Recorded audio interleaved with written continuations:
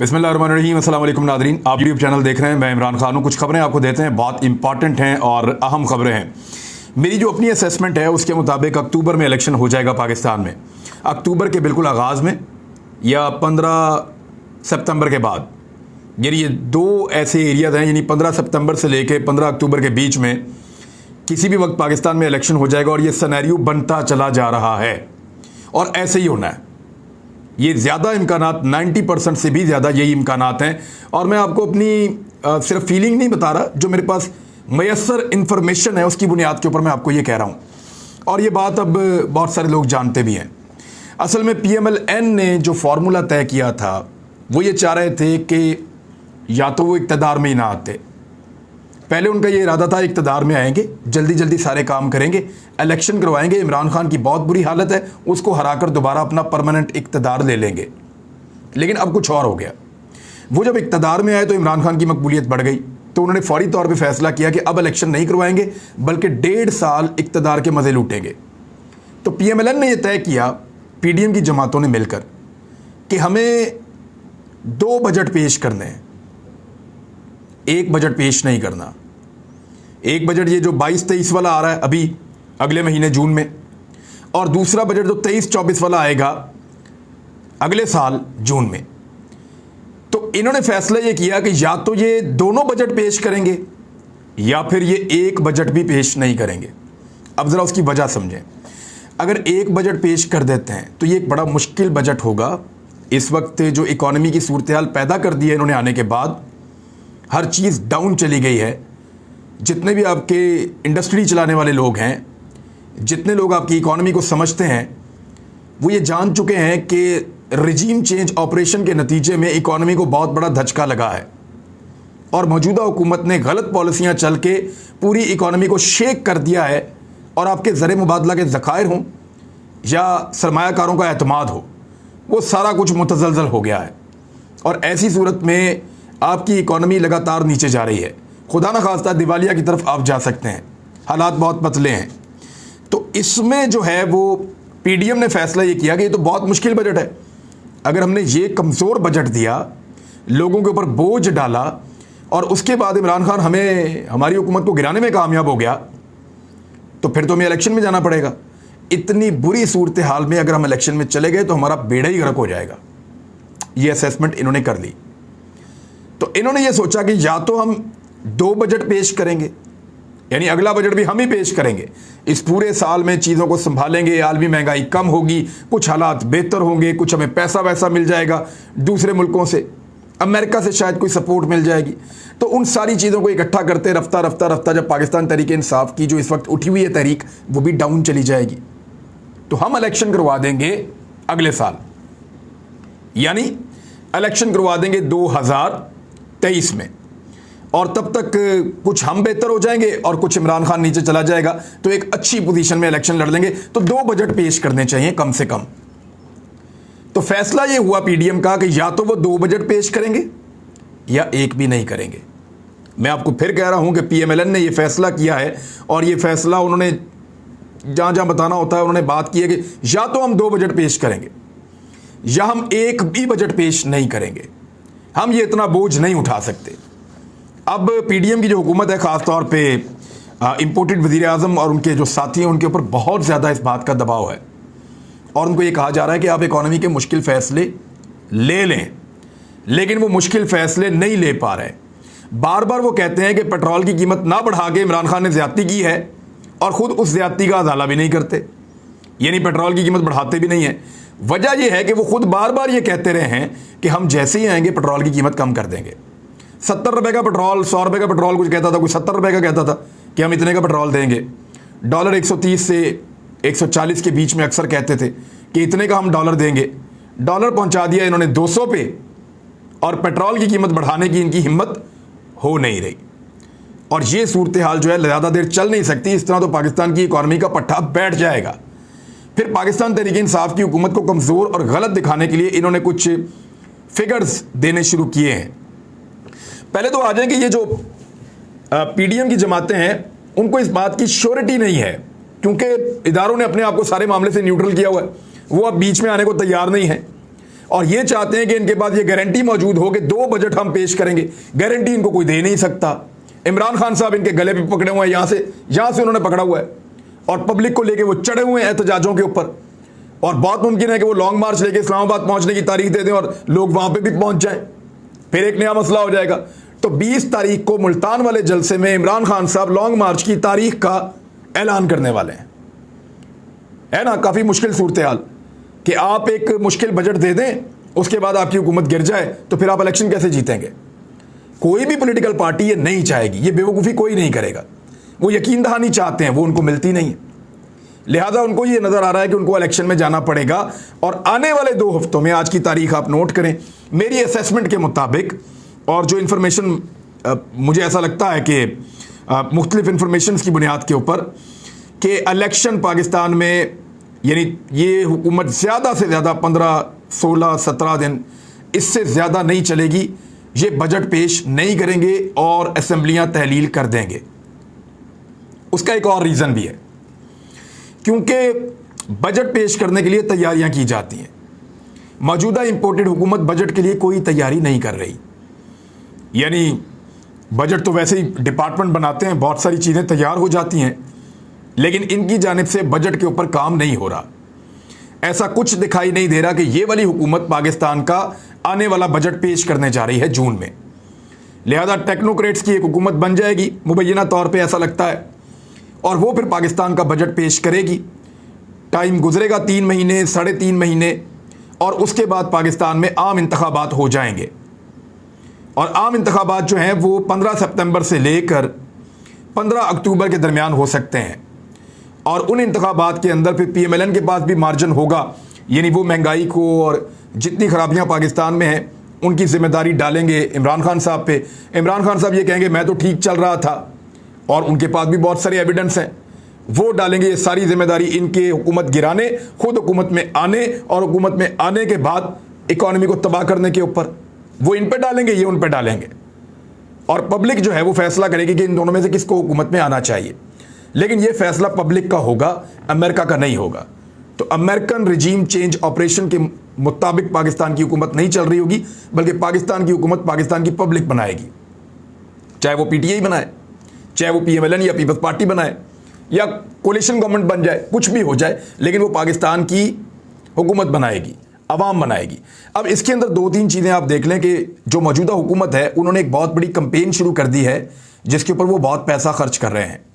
और पैसा खर्च करके उन्होंने पाकिस्तान के बड़े बड़े अखबारात के अंदर आधे सफ़े के इश्तिहारात छपवा दिए हैं, जिसमें वो इमरान खान साहब के दौरे हुकूमत से मवाजना कर रहे हैं अपने दौरे हुकूमत का, कि आपके दौरे हुकूमत में आपने इतनी ज़्यादा महंगाई की थी और हमारे दौरे हुकूमत में हमने महंगाई कम छोड़ कर गए थे। यानी 2018 से 2022 का मवाजना कर रहे हैं इमरान खान के मामले में।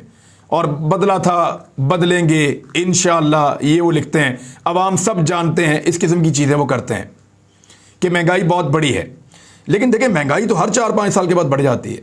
अगर पीपल्स पार्टी के दौर से मवाजना करें तो फिर बढ़ी थी, अगर परवेज़ मुशर्रफ के दौर से मवाजना करें तो फिर बढ़ी थी, पीछे नवाज शरीफ के दौर में जाएं तो महंगाई हर 4-5 साल के बाद ऊपर की तरफ ही जाती है। हर हुकूमत आने वाली ज़्यादा महंगाई के साथ होती है, लेकिन लोगों की आमदन भी बढ़ती रहती है।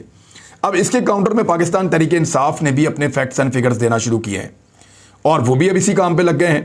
तहरीक इंसाफ ने क्या पेश किया है ये भी आप देख लें। वैसे तो कामरान खान साहब ने इसके ऊपर एक बड़ी तफसीली डॉक्यूमेंट दिखाए हैं और बताया है कि पाकिस्तान तहरीक इंसाफ के दौरे हुकूमत के अंदर मईशत उतनी बुरी तरह तबाह नहीं हुई जितनी बुरी तरह मईशत PMLN ने आकर तबाह कर दी है। मिसाल के तौर पे जो एक्सपोर्ट्स ऑफ गुड्स, चीज़ों की जो एक्सपोर्ट है, वो नून लीग छोड़कर गई थी 19.2 अरब डॉलर्स पर, और फिर PTI छोड़कर गई है 26.24 अरब डॉलर्स पर। 37% इसमें इजाफा हुआ है। जो ओवरसीज पाकिस्तानी पैसा भेजते हैं उसमें 58% इजाफा हुआ है। 16.48 बिलियन डॉलर पे ये छोड़कर गए थे PMLN की हुकूमत, और अब 26.07 बिलियन डॉलर जो है वो पाकिस्तान तहरीक इंसाफ के दौर में 58% इजाफा हो गया है। जो टैक्स कलेक्शन होती है पाकिस्तान में उसमें 66% इजाफा किया है पाकिस्तान की तहरीक इंसाफ की हुकूमत ने जाते जाते। और जो लार्ज स्केल मैन्युफैक्चरिंग यानी जो सनती पैदावार है पाकिस्तान में होती है वो भी काफ़ी बड़ी है और उसमें 12.5% का इजाफा किया है पाकिस्तान के दौरे हुकूमत में। फिर जो चीज़ें की पैदावार है ये मैं आपको रवां साल का बता रहा हूँ, फिस्कल ईयर 2022 के बारे में। उसमें जो आपकी कॉटन की प्रोडक्शन है उसमें लगभग 19% का इजाफा हुआ है। शुगर केन या आपका गन्ने की जो पैदावार है उसमें तकरीबन 9.5% इजाफा हुआ है। जो चने की पैदावार है उसमें 52% इजाफा हुआ है। आलू की पैदावार में 35% इजाफा हुआ है। चावल की पैदावार में 11% इजाफा हुआ है। और पावर जनरेशन यानी बिजली पैदा करते हैं आप, उसमें 10.1% इजाफा हुआ है। जो दालें हैं उनकी यानी मुख्तलिफ दालें वगैरह उनकी पैदावार के अंदर जो इजाफा है वो कहीं 8.6% है, कहीं 28.9% है, कहीं पे लार्ज स्केल मैन्युफैक्चरिंग में 10.4% है। ये एक डाटा सिर्फ एक साल का आपको दे रहा हूँ मैं। तो जो एक्सपोर्ट्स की ग्रोथ है वो 26.23% है और जो पेट्रोलियम सेल जो बड़ी है वो 17% तक बढ़ी है पाकिस्तान में। तो ये पाकिस्तान तहरीक इंसाफ भी अपने फैक्ट्स एंड फिगर्स दे रही है।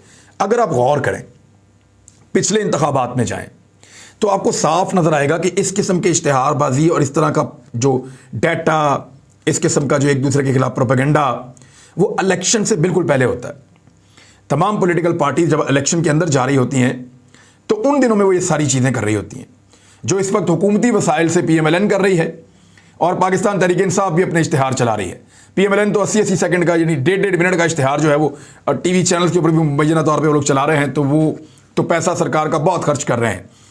इससे गालिबन टीवी चैनल भी काफ़ी खुश होंगे कि उनको अच्छे इश्तिहारात मिल रहे हैं। दूसरी जानिब जो पंजाब की सूरत हाल है वो थोड़ी सी मैं आपको और बता देता हूँ कि जो 25 अरकान हैं, अगर कल के दिन में उनको election commission of Pakistan supreme court का फैसला देखने के बाद डी-सीट कर देता है तो उनमें से 25 तो आउट हो जाएंगे, लेकिन 5 वापस आ जाएंगे तहरीक इंसाफ के। कैसे?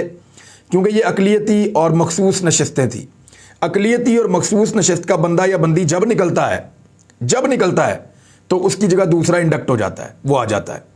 तो 3 औरतों की सीटें और 2 मखसूस नशिस्तें अकलियतों की वो पाकिस्तान तहरीक इंसाफ को वापस मिल जाएंगी। यानी ये 5 सीटें उनको वापस मिल जाएंगी तो वो 158 नहीं 163 होंगे और जब काफ लीग का वोट उनके साथ मिलेगा तो वो 173 हो जाएंगे। तो PMLN वगैरह की जो कैपेसिटी अपनी बनती है उनके मुनहरिफ अरकान को निकाल के वो 172 बनती है। तो एक बंदा फिर भी ज्यादा हो जाएगा मुस्लिम लीग काफ का। लेकिन मैं आपको एक इंटरेस्टिंग खबर देता हूं। पाकिस्तान तहरीक इंसाफ ने फैसला किया है कि इलेक्शन की तरफ जाएंगे। पंजाब में हुकूमत बनाने में अब उनकी बिल्कुल दिलचस्पी नहीं है।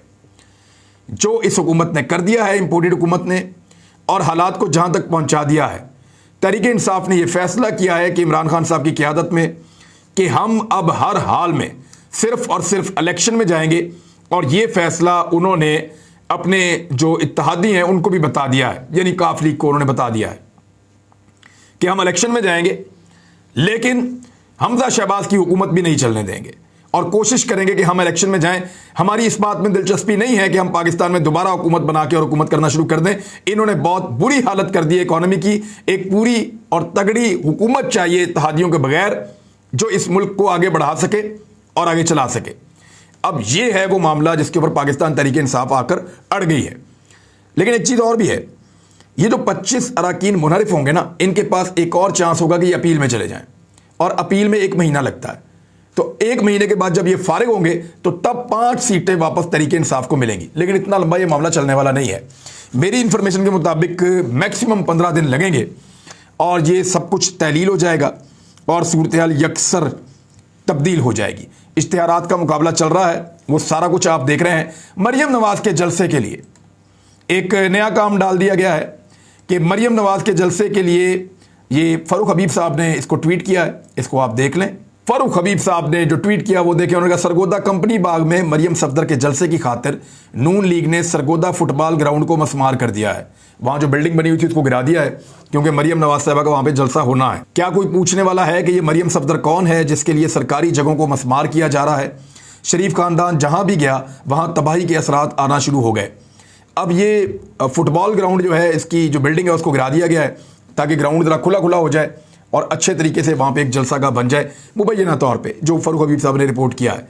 एक और ख़बर यह है कि वज़ीर आज़म शहबाज शरीफ के खिलाफ केसेस की पैरवी करने वाली नैब की प्रोसिक्यूशन टीम को धमकियाँ मिलना शुरू हो गई हैं।